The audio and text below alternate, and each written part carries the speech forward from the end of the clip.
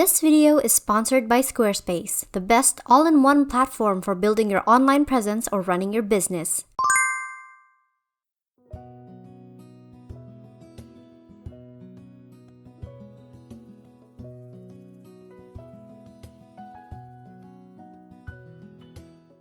Hello everyone, this is Callimara here, and no, it's not calamari. Welcome back to the channel, or if you're new to the pond, go ahead and take a dive. You might like it here. As you might have seen from the title and thumbnail, we are going to dive into the world of Winx Club. No, not that one. The original show that was my whole entire childhood and played a major role in shaping who I am as an artist and human being. And I am specifically referring to the original 4 seasons produced by Rainbow Studios before Nickelodeon became a co-owner of the property and took over. The last time I watched Winx Club was when they introduced Roxy in season 4 as the 7th member of the Winx Club, and I would like to remain oblivious to the newer seasons, thank you very much.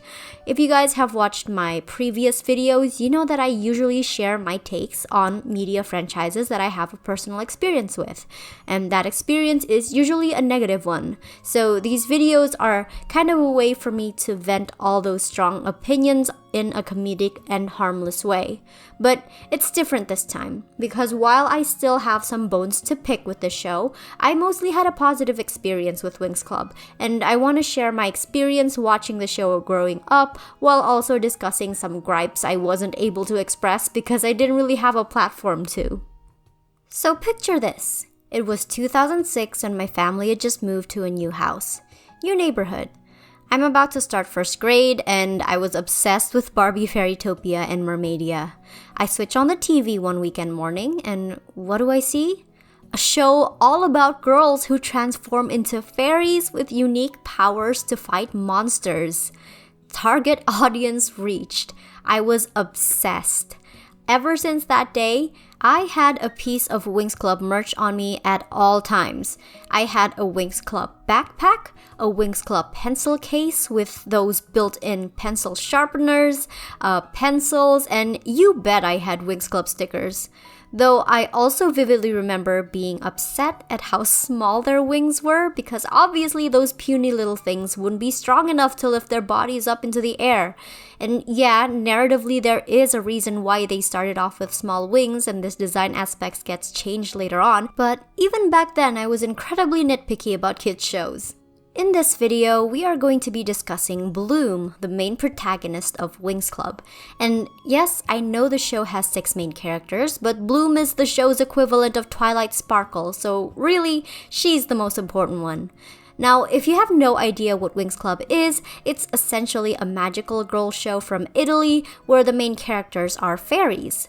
As you might expect, the story revolves around Bloom, a 16-year-old girl from Earth who one day stumbles upon a beautiful fairy named Stella fighting a bunch of monsters in her local park, and she's in a pretty tough spot. So, being the adventure-seeking teen she is, Bloom decides to help her and discovers that she is in fact has special powers. Stella ends up passing out from the fight, so Bloom takes her to her house so she can recover.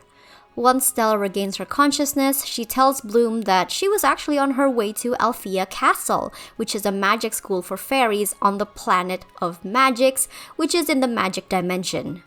Now, because Bloom herself has powers she can't control yet, Stella invites Bloom to come enroll in Althea with her. There, she meets her dorm mates, Flora, Musa, and Tecna, who are the other 3 protagonists because they don't meet Aisha until season 2, and they form the Winx Club. They also meet the Tricks, who are a trio of evil but absurdly badass witches from Cloud Tower, which is a separate magic school only for witches, and the Tricks function as the main antagonists for most of the series.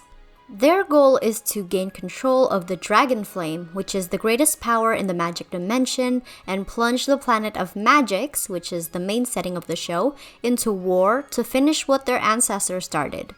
Basically, this show is Harry Potter, but add fairies, 2 other magic schools in the same area, one for witches and one for high-tech knights called specialists, a whole bunch of glitter and magical girl transformations. And I loved it. Winx Club plays very heavily into fashion and makeovers, as each time the girls unlock a new power, they also get a fairy makeover to go along with it. Charmix was a game changer because that was the first time the girls had their fairy forms altered, and when they gave us the first ENCHANTI transformation with Aisha, that was it. All the Barbie fairy movie prerequisites had been fulfilled, and I would have readily sold my soul for this franchise, I think. These transformations were arguably the main draw of the series, and the writers knew this too, and they milked the heck out of it. The show went from having one major form change in 3 seasons to having 2 or 3 new forms every season. Clearly, these new transformations were their ace in the hole and the only thing keeping the show going. But in my opinion, the more transformations they had, the less special each one felt, because we just didn't get to spend as much time with each transformation. Plus, the designs were really hit or miss, with some looking way better on certain characters than others. So you would think it's pretty much the perfect topic for me, because character makeovers are pretty much the bread and butter of my channel, but it actually makes my job harder, because the characters have a rotating wardrobe and their appearances are always changing. It was difficult to decide what I wanted to redesign because the show itself is constantly redesigning them. Then I figured, why not create my own fairy form and power for the girls to unlock? After all, new transformations and powers are essentially the lifeblood of Winx Club, so I thought it would be a good tribute to them. You know, oversaturate the Winx power lore even more. ENCHANTI will always be my favorite though, because they gave them these incredible, intricate wings and gorgeous outfits that perfectly complemented each character. It was also the only transformation outfit that made them look like medieval fantasy fairies, and Barbie has really turned me into a medieval fantasy fan. Which is why for my original fairy form, I wanted the outfits and wings to be more medieval fantasy inspired, like something you'd find on a Dungeons & Dragons illustration. So let's call this new form callimara. But first, let me tell you guys about Squarespace. If you're an artist planning to go to art school or applying for a job and need to showcase your artistic skills, you're going to need a professional portfolio to showcase who you are as an artist. With Squarespace, you can choose from an array of professional, fully customizable portfolio and gallery designs to really impress your potential school or employers. You can also display posts from your social media to keep things connected, and it even comes with automatic image scaling, which gives you so much control over where images go and how they look. I used Squarespace to make a website for my original take on Miraculous Ladybug, and once it's finished, it's going to help me keep all my lore pieces together and allow you guys to learn more about the world, characters, and Aegis. Head to squarespace.com for a free trial, and when you're ready to launch, go to squarespace.com/callimara or use code callimara to save 10% off your first purchase of a website or domain.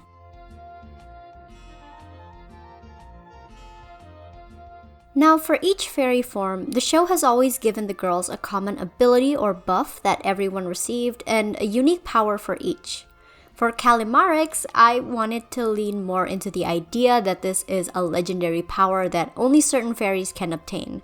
These fairies are those who have attained their full fairy form or ENCHANTI and has earned a mark of valor from each realm in the magic dimension. This mark of valor is a unique tattoo that magically appears and disappears on their skin at whim and can only be attained by becoming a legend among the realm's inhabitants through a service that will be remembered for the rest of time. Once they have collected these marks, the fairy can then ascend to callimara, which grants her the ability to create her own pocket dimension in which she has full control over the space inside. This allows her to manifest anything she wishes, change the terrain and landscape to her desire, slow or speed up the flow of time, store any item she wishes, and even trap creatures inside of it. However, they cannot take something out of the pocket dimension that they manifested inside of it, and only people they grant permission can enter. This is inspired by the Crystal Gems rooms in Steven Universe and based off the concept of Fairyland, which is essentially the pre-Christian land of the dead, where people transported to Fairyland cannot return if they eat or drink there. Here, the fairies are at their most powerful as the pocket dimension amplifies their powers, making them virtually invincible.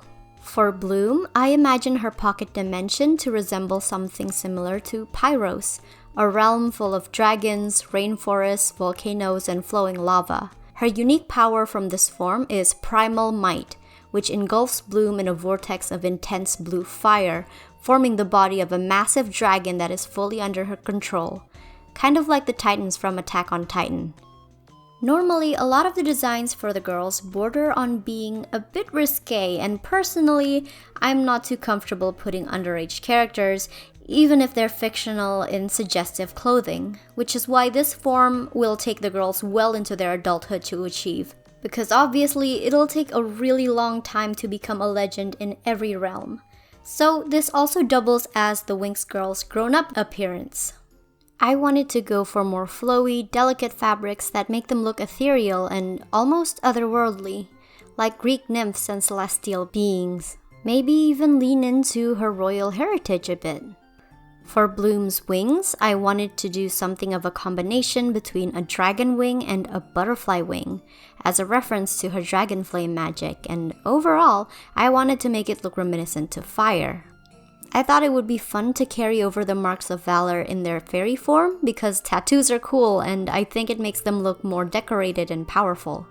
And perhaps in this form, with each quest or enemy they conquer, they get a new mark on their skin which boosts the power of their spells, kinda like Maui's tattoos in Moana.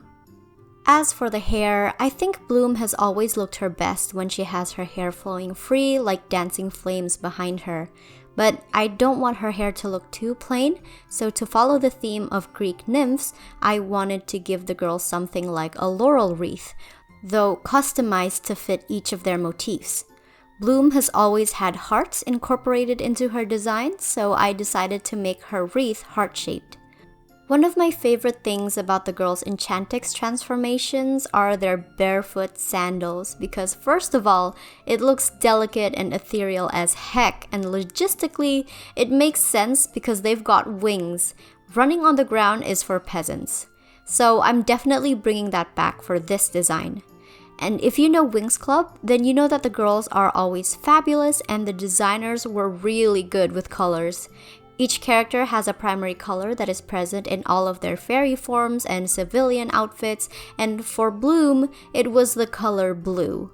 Which is another thing live-action Winx Club got wrong, but you know what? It'd probably be faster to list the things they did right. So naturally, I was obligated to use blue as the primary color in my design because not only is it gorgeous, but it also complements Bloom's fiery red hair and helps her stand out when she's using her dragon flame magic.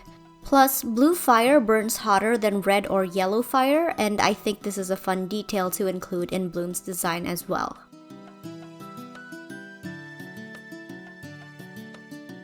So you're probably wondering, will this video include a rewrite? Because the writing is arguably the weakest aspect of the show, right?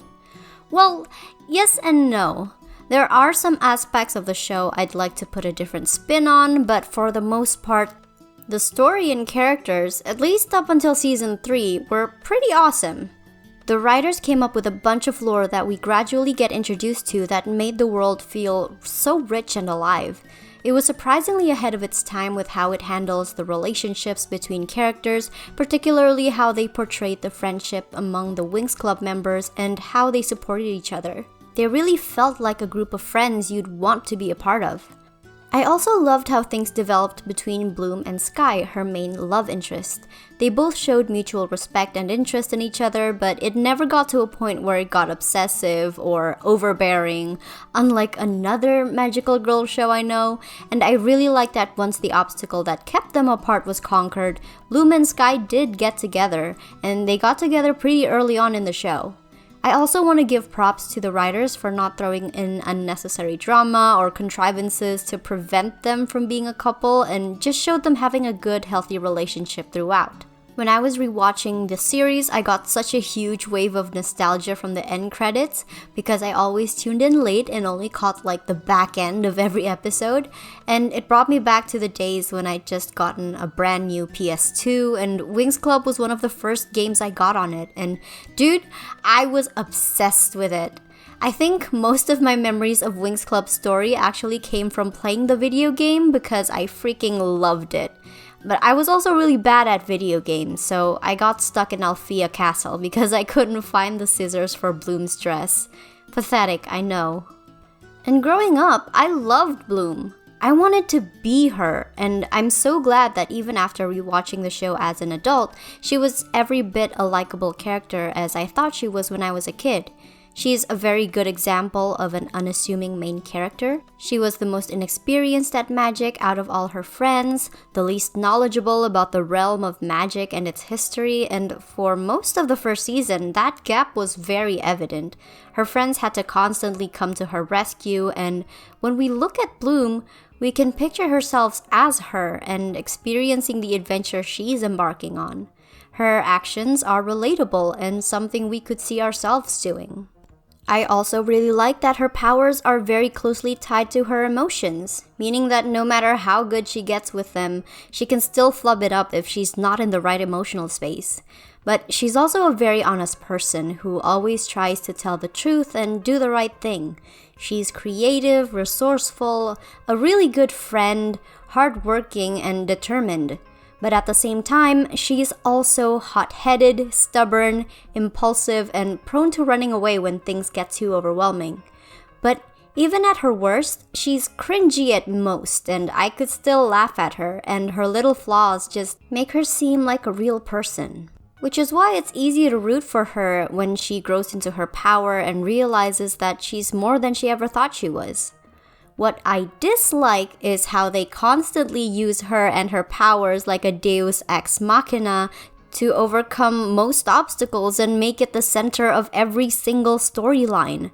With all the lore that exists in Winx Club, it was a bit overbearing to me, even as a small child, how much of that lore revolved around Bloom. Bloom had the best, most powerful powers, is the keeper of the most powerful magic force in the magic dimension.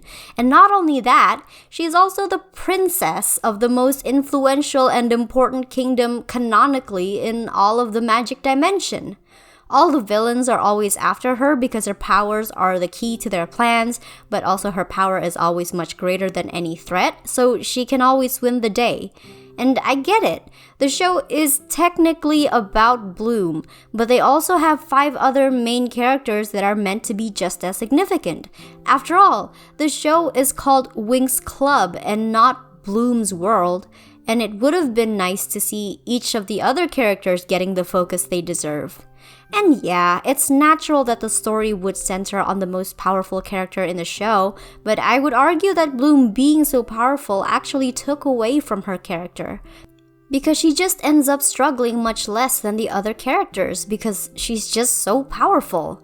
And yeah, you could argue that Bloom is just a medium of wish fulfillment for a lot of little girls, including myself, who have probably dreamed of having cool powers and traveling to a magical realm and constantly being told they're the most powerful, important person in the world and having that world revolve around them. But you can't write a show that is meant to be seen by a large audience and make a lot of money from that audience like it's just a personal fantasy meant only for the creator to enjoy. So, if I had to fix anything about Bloom, it would be to seriously scale down the significance of her powers and spread out the focus to the other characters in the show. As it stands, the dragon's flame is incredibly overpowered because not only is it the greatest, most ancient magic ever to exist that created all things in the magic dimension, it can also heal and cause the most amount of damage out of all the fairy powers in existence. Plus, the water stars, which are arguably the only thing that can counter the dragon flame, is also for some reason only able to be activated by the dragon flame itself. How does that make sense?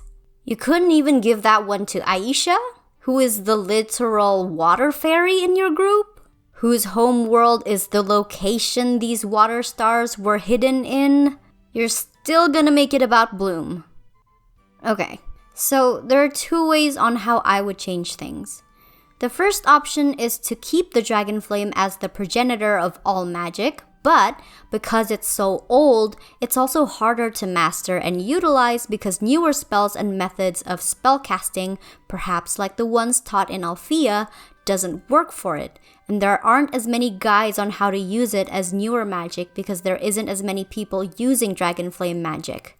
And because it's so ancient, have it so that it's outclassed by some of the newer branches of magic in certain aspects. Not necessarily because it's weaker, but perhaps because times have changed, the environment has changed, and creatures have adapted to this new environment. The ancient dragon flame that hasn't changed in all that time has become archaic. Kinda like how a brick phone wouldn't really be able to keep up with a smartphone that is basically a supercomputer running on 5G. For example, fireproof, heat-resistant doors didn't used to be a thing back when the magic dimension was still new, so using fire on it wouldn't work as well as, say, using techno magic to hack into the doors and opening them normally. And heck, maybe the healing power that Dragonflame magic has isn't as effective as, say, nature magic, which was cultivated specifically for healing and fighting against newer, stronger diseases that didn't exist hundreds of years ago. And maybe this leads to Bloom hating her powers at first because it seems so much weaker compared to everybody else's. But most of the story of Winx Club is the resurgence of ancient enemies, magic, and traveling to ancient locations. And in these specific settings are where her powers really shine through, because those that are ancient in nature, like the dragon flame itself, are also much more susceptible to it. And throughout the series, we see Bloom start to appreciate her powers more and find pride in her heritage. I think this would serve as a much more effective character development arc for Bloom without having to take away how special she and her powers are, while also keeping her balanced with everybody else.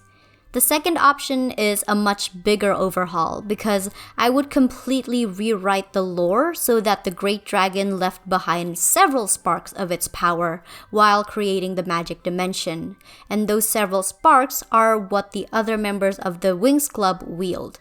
So aside from Dragon's Flame, there could also be Dragon's Light, Dragon's Tears, Dragon's Roar, Dragon's Mind, and Dragon's Blossom, which were entrusted to several realms in the magic dimension instead of only Domino. And these realms could be the homeworlds of each of the members of the Winx Club and serve as the source of each girl's powers.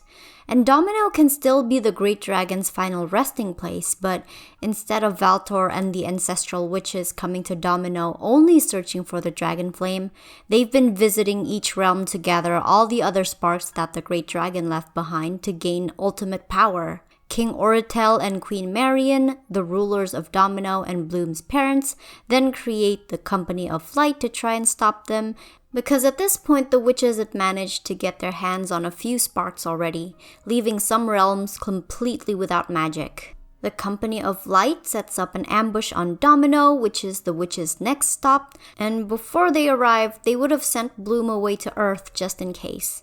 And there, the witches are finally defeated. The sparks that they stole were returned to their respective realms, but just like in the original canon, as the witches were being sent to the Obsidian Dimension, they managed to drag King Oratel and Queen Marion in with them, which destabilizes the portal. So, all of Domino's denizens still become trapped in the Obsidian Dimension, the planet becomes a frozen wasteland, Daphne is still left a disembodied spirit for using Cyrenix to fight the witches, and Bloom grows up on Earth not knowing she is the keeper of the dragon flame. In this way, the power balance and importance of each character is more evenly matched as they are all fairies of the Great Dragon, which means each character is just as likely to be targeted by the villains as Bloom, and it just depends on the type of power they seek or the goal they wish to achieve. This way, the writers can give the spotlight to characters other than Bloom without worrying that they're focusing on a less important character with less of an impact to the story. Because in this case, they're all important and they all need to work together to maintain balance and order in the magic dimension. Let me know which option you guys think would be more interesting to follow as a narrative. I'm personally partial to the idea that all the characters have equal significance, but that's because I'm the type of person who prefers decentralized narratives and stories where there isn't just one character who is the focus. Otherwise, for the original seasons 1 through 4, I don't have many complaints. ENCHANTIX is by far the best fairy form for me personally because it really felt earned and the storylines that came from it were all amazing. But for Bloom specifically, it's also her weakest plot point. See, you can only get your ENCHANTIX by being of service to your homeworld and showing great sacrifice in doing so. Aisha gave up the only hope she had of getting her vision back after she was blinded by Voltor. Stella, Flora, and Musa put their lives on the line to protect someone important to them or their homeworld, and Tecna straight up died closing a portal that would have released banished monsters and criminals and saved the entire universe. But Bloom cheated. Everyone else got their ENCHANTIX through great sacrifice and selflessness. Meanwhile, Bloom got her ENCHANTIX by training with an old wise woman and believing in herself. This is exactly what I was talking about when I said that the main character of these kinds of shows don't struggle as much as the other characters. But to be fair, Bloom couldn't have fulfilled the requirements because her homeworld doesn't exist anymore, and that could have been a really interesting struggle for her. Maybe Earth ends up being her new homeworld that she has to protect. Maybe she never gets her ENCHANTIX at all. So you're probably thinking, Callie, that's something you can fix too, right? Well, it would be if the show writers themselves hadn't already done so. Because this technically gets remedied in their first full-length movie, The Secret of the Lost Kingdom, where they elaborate that because Bloom didn't earn her ENCHANTIX the right way, her ENCHANTIX is incomplete, which makes it unstable and difficult to control. But they find out that Domino still exists, so Bloom goes on to revive it, and by doing so, she completes her ENCHANTIX form. I'm not sure if the movie is canon in the series though, because I don't think they ever make reference to Domino or Bloom and Sky's engagement for that matter in season 4. So as far as we know, none of the movie's events actually happened. But I do appreciate that they brought the Winx girls back to Althea as teachers in season 4, which still gives us a sense of continuation, and then becoming mentors for the newest addition to the group, Roxy, the last fairy from Earth. And because I called Bloom out for cheating when it came to getting ENCHANTIX, I also have to call Roxy out for immediately getting her Believix, despite not even having her Charmix or ENCHANTIX yet, even though ENCHANTIX is required to unlock higher fairy forms like Believix. It's like immediately getting a bachelor's degree without even having a high school or grade school diploma. But none of this matters because I thought Believix was kind of a downgrade from ENCHANTIX, and then they rebooted the whole thing. And things just weren't the same.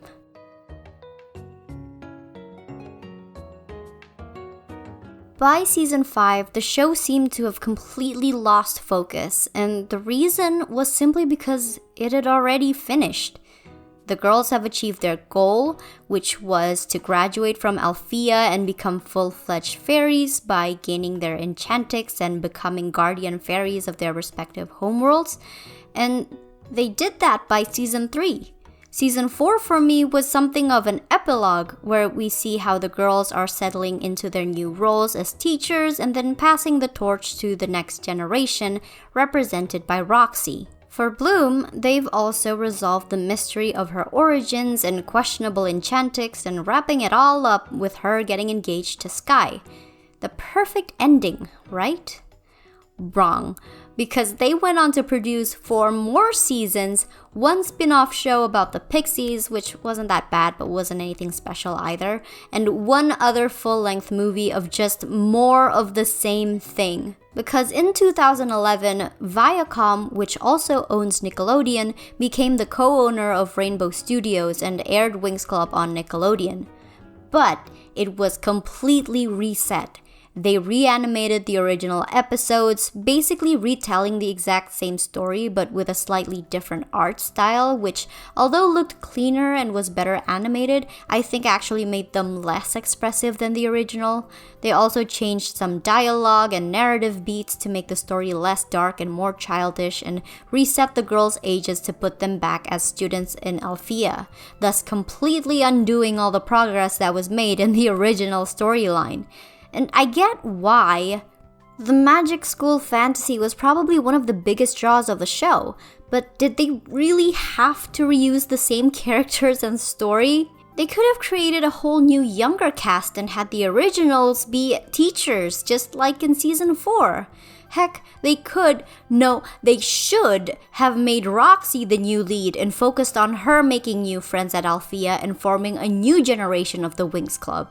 And honestly, if I had to do a rewrite of the whole rest of the seasons, that's what I would have done. I think a big mistake the show made was continuing to bring back these beloved characters that the original fans of the show grew up with and twisting them to an unrecognizable degree and desecrating their memory and stories to pander to a new, younger audience who know less than the main characters themselves do and would therefore require the girls to somehow also not know the things that they should know to allow for explanations as to what things are so that the audience can follow along, when it would have been so much easier to just create a brand new cast that's never been to that world before and doesn't know much of the world's history and therefore organically open the opportunity to reintroduce the world of Winx completely and maybe even reference events that happened in the original series. Plus, it also gives the writers and designers more creative freedom while saving them a lot of effort trying to come up with new looks and redesigning the same cast of characters over and over, and constantly thinking up new powers for them that they've never done before.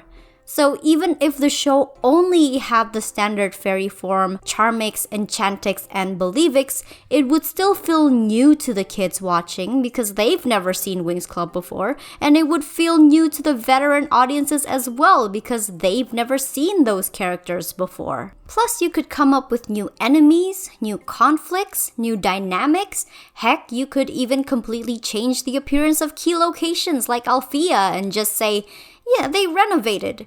Use time progression to your advantage. Another possible solution I could think of to change things up aside from creating a new cast of characters would be to make spin-off shows for each of the girls that don't usually get as much screen time like Flora and Tecna. Dive into their past and powers a bit more like the main series did with Bloom. Heck, if they wanted to flip the script a bit and write things from a completely different perspective, they could even make a series focusing on a group of witches studying at Cloud Tower. Not the tricks, just regular witches to show that they aren't all evil and what their journey is like to become full-fledged witches. Or if they want to interest the little boys, they could make a series about the specialists that are training in Red Fountain and have that run parallel to the girls' adventures in Althea while also branching off and doing their own thing. There's so much stuff they can do with the world that they've built, and it's so sad that they're not doing anything with it. They just keep adding on new things when they could be exploring and expanding on the things they do have in greater depth.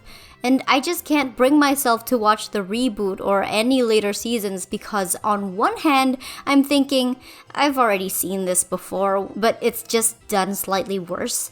The writing was sloppier, the story was aimless, and the show kept throwing in these wild visual changes that made my child brain think, no, this is wrong. Like, all the times they switched completely from 2D animation to 3D in the middle of a season for no reason, and then completely overhauling the art style in the final season. And this change was drastic. It was American Dragon Jake Long kind of drastic. Winx Club ran for 8 seasons, and by the end of the final episode, the show looked nothing like how it looked when it first started. And not in a good way. If you saw this, and you told me this was Ever After High, I would agree with you because that's clearly what the designers were trying to emulate. And it's such a darn shame because Winx Club has such a distinct art style and was a huge inspiration for my art. And it wasn't just the art style either. Lots of longtime fans were also criticizing the show for how childish the new seasons were. But according to the show's creator, Iginio Straffi, that was all intentional. He stated that the target audience for animated shows were skewing much younger in recent years because apparently it was more difficult to get 10-year-olds to watch the show. So the show was really struggling to stay afloat, and the changes were meant to attract younger kids who were still watching cartoons. I don't personally think that 10-year-olds these days just don't like cartoons because I'm 23 and I still like cartoons. I think it's more likely that 10-year-olds are watching less television and are moving on to different entertainment mediums like streaming services and online content creators for their cartoons. And I'm sure the showrunners understand this as well because Winx Club is also moving to Netflix. And not that one.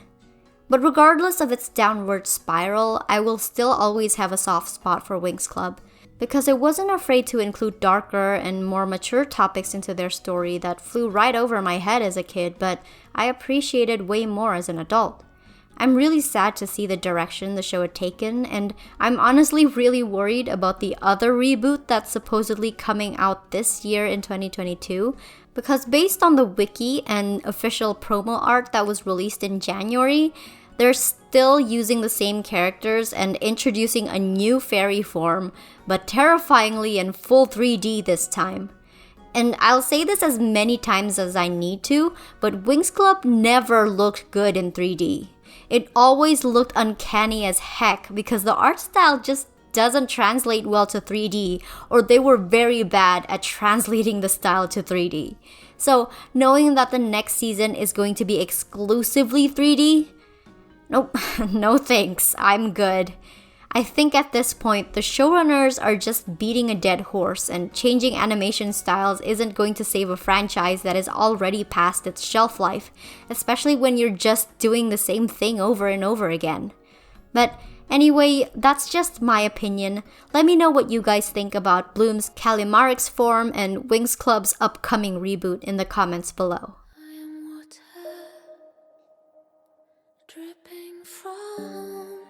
But that is the end of the video. Thank you so much for watching. I really appreciate that you made it all the way to the end because I must have rearranged and rewritten the script at least 5 times to organize my thoughts into a coherent essay, and I was still moving things around even while I was recording my audio. Because in case you haven't been able to tell, I am very passionate about Winx Club and I have a lot of thoughts I wanted to share about it. I'm genuinely very attached to the characters and I do want to see the series do well. I just don't think that they'll be able to do that this way. I hope one day the show will be able to step out of their comfort zone and try new narratives with new characters and settings, and I genuinely wish them all the best. I also want to thank my patrons for supporting me, my lovely pond dwellers, and thank you to everyone that sent me fan art. You guys always make my day, and you're the reason why I'm able to talk about these silly topics that probably no other adult cares about. Let me know which Winx girl I should transform next. In the meanwhile, please follow me on all my social media, join my Discord server, become a patron, check out my comic because that will make me really happy. All the links are in my description, and I will see you all in the next video. Goodbye!